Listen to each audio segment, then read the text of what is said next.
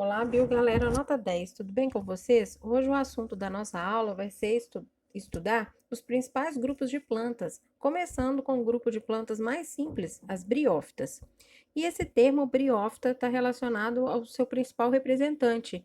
Brio quer dizer musgo e fito, planta. Então, as briófitas são representadas principalmente pelos musgos, mas obviamente tem outros representantes, né? Como os hepáticas e os antóceros, mas os musgos são os mais conhecidos.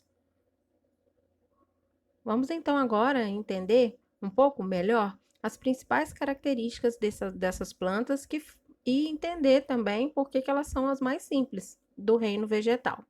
Então, as briófitas são plantas que apresentam características de transição do meio aquático para o meio terrestre. Não possuem raízes e a absorção da água ocorre diretamente através da superfície do corpo do gametófito em contato com o substrato fixo por meio de estruturas denominadas de rizóides.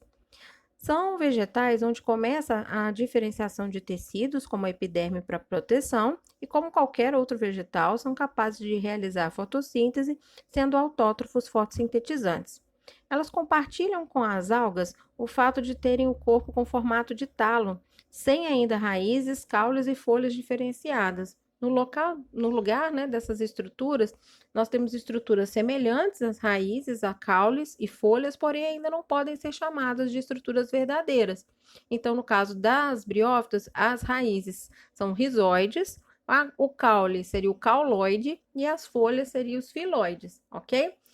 Ainda não podem ser chamadas porque não são ainda raízes, caules e folhas diferenciadas verdadeiras, certo? Entre as outras características que eu posso citar para vocês mais marcantes de briófitas é o fato delas serem as únicas plantas avasculares. Isso significa que essas plantas não apresentam vasos condutores de seiva, nem xilema e nem floema. Os líquidos conduzidos são feitos através de uma difusão de célula a célula, ou seja, um transporte muito lento. E esse transporte lento de nutrientes limita então o crescimento desses vegetais, já que o transporte de água é feito de célula a célula, é muito lento e as células mais distantes morreriam desidratadas se essas plantas fossem grandes. Então, as briófitas são plantas que chegam a, no máximo, 10 centímetros de comprimento. Aqui seria então a morfologia desse grupo de plantas que vivem preferencialmente, né, em locais úmidos. Ela tem o gametófito, que é a fase então mais desenvolvida. Aqui você tem então a presença do rizóide, do caloide e do filóide, estruturas semelhantes às raízes, caules e folhas, e com as mesmas funções de raízes, caules e folhas, mas ainda não são verdadeiras. Essa estrutura toda é a fase duradoura que você observa numa planta. E na época da reprodução, se desenvolve em cima do gametófito o esporófito, que é formado por haste e pela cápsula.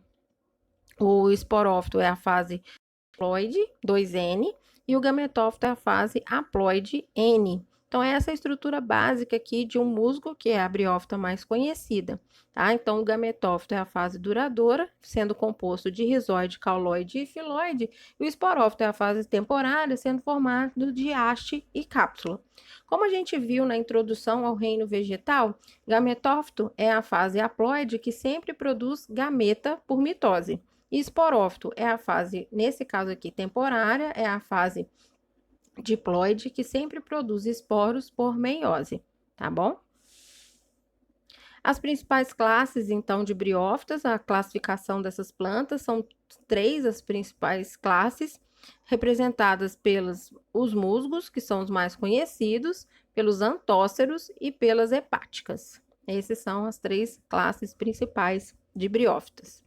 Em relação à reprodução, como qualquer outra planta, gente, ocorre uma alternância de gerações entre a fase, a principal forma de reprodução é entre a fase, né, alternando as fases de esporófito e gametófito. O esporófito é a fase diploide, assexuada, formadora de esporos por meiose, e gametófito é a fase haploide, sexuada e formadora de gametas.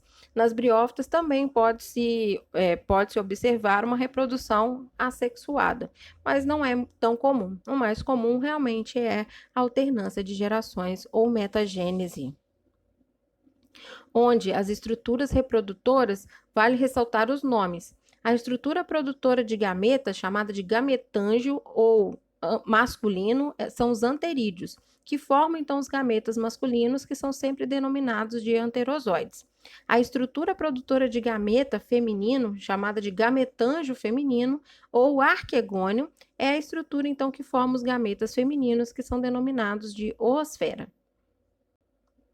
Então, na época da reprodução, vamos aqui entender um esquema do ciclo de vida das briófitas. Vamos aqui imaginar, então, uma briófita, um indivíduo adulto. Na época da reprodução, em cima do gametófito feminino, ocorre a produção do esporófito, formado por haste e cápsula. Dentro da cápsula vai ocorrer o processo de meiose, com a formação dos esporos. Lembrando que o esporófito é 2N diploide, mas os esporos são N, são haploides. Esses esporos produzidos dentro da cápsula são liberados, são eliminados, a cápsula se abre, liberando esses esporos no ambiente. Se esses esporos encontrarem um ambiente úmido, rico em nutrientes, eles vão germinar, dando origem aos gametófitos, ok? No gametófito feminino, vai ocorrer a formação do arquegônio, que é o gametângio feminino, a estrutura produtora de gameta feminino, chamado de oosfera. E em cima do gametófito masculino, vai acontecer a formação do anterídeo. Dentro do anterídeo, vai ocorrer a formação do anterozoide, que é o gameta masculino.